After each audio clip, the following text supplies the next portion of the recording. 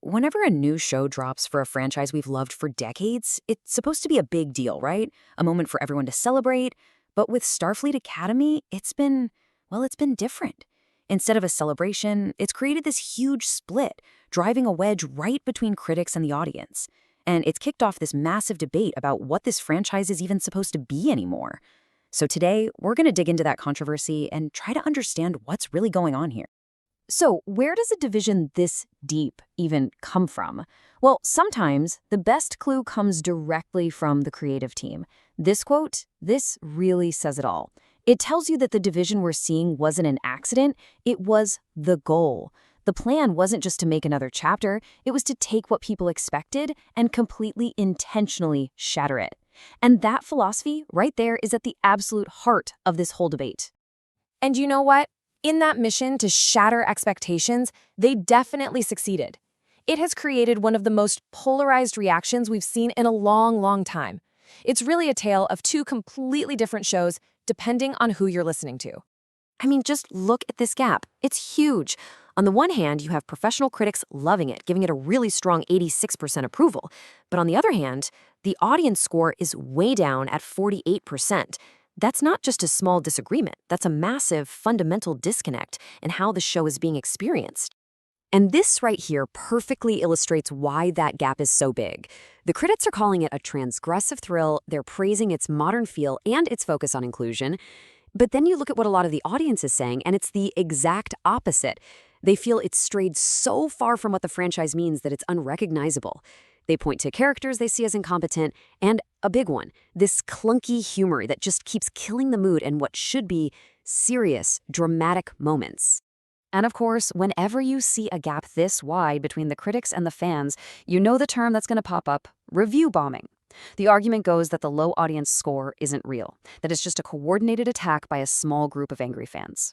And look, that's a common defense, but the analysis we're diving into suggests there's something more going on here, that there are very specific creative choices that are fueling this negative response. So let's get specific. What are these creative choices that are causing such a stir? Well, a perfect example that keeps coming up is how the show decided to handle a new Klingon character. This is Exhibit A for the argument that the show is deliberately messing with established lore. This line from the critique really captures the feeling. The point isn't that the creators made a mistake or didn't do their homework. The argument is that they knew exactly what they were doing. They knew what a Klingon was supposed to be, and they chose to do the opposite. The focus is on how deliberate the subversion feels, and the proof, they say, comes from the actor himself. Now, this is where it gets really fascinating, because this timeline comes from interviews with the actor. So he first auditions with this really light, kind of campy voice. But then just days, literally days before they start filming, he gets a call from the producer who says, nope, scrap that, we need to drop the voice way, way down. This last-minute change suggests a team that wanted to subvert things, but maybe got cold feet on their first idea. What we ended up with is a character who is just the total opposite of everything we know about Klingons, a soft-hearted member of a warrior race who'd rather go bird-watching than pick up a weapon. So what's the big deal, right? It's just one character. But here's the crucial point being made. For decades, the Klingons' strength, their entire identity, was built on this idea of cultural uniformity, this shared warrior code, their obsession with honor. That homogeneity was the point. So the argument is that by creating a Klingon who is the polar opposite of all that, you're not just adding a quirky new character, you're chipping away at the very foundation of what made that species so interesting and formidable in the first place. But the critique doesn't just stop at the lore.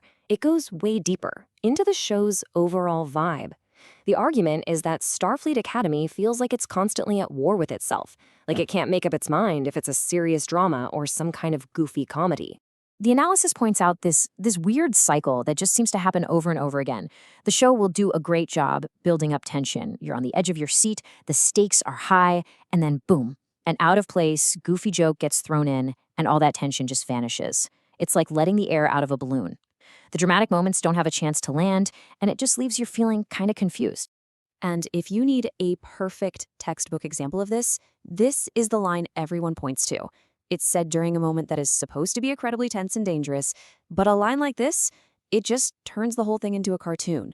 It's the kind of thing that makes people argue the show just doesn't trust its audience to handle real drama. So why? Why does the show keep doing this? Well, the thinking is that it's trying to borrow a little of that magic from the franchise's animated comedy series. And that show is great.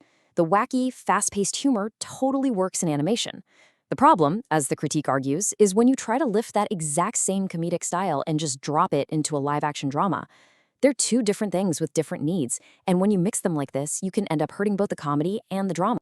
And all of this, the Klingons, the weird jokes, the tonal whiplash, it all leads us to the real heart of the matter. The argument isn't really about these individual nitpicks. It's that these are all just symptoms of a much bigger, much more fundamental disagreement about how you should even tell a story in this universe.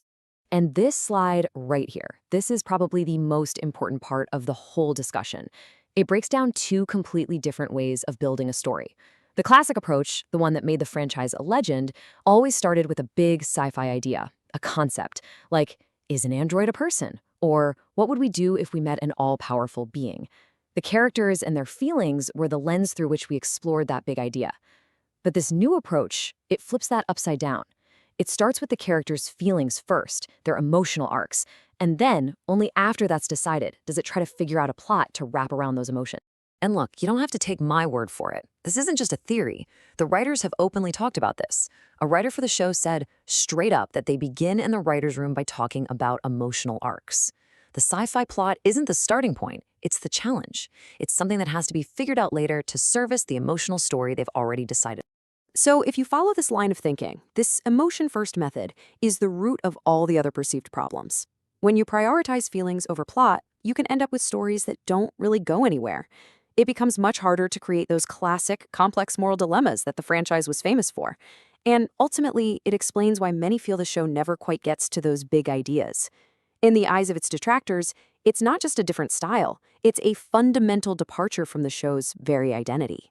Which, after all of this, leaves us with a really big and honestly a really tough question. This whole thing is bigger than just one show.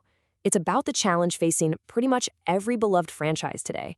How do you keep things fresh and bring in new people without alienating the fans who made it a hit to begin with? How do you innovate without erasing the very soul of what people fell in love with? There are no easy answers, and the fierce debate over Starfleet Academy is proof of just how high the stakes really are.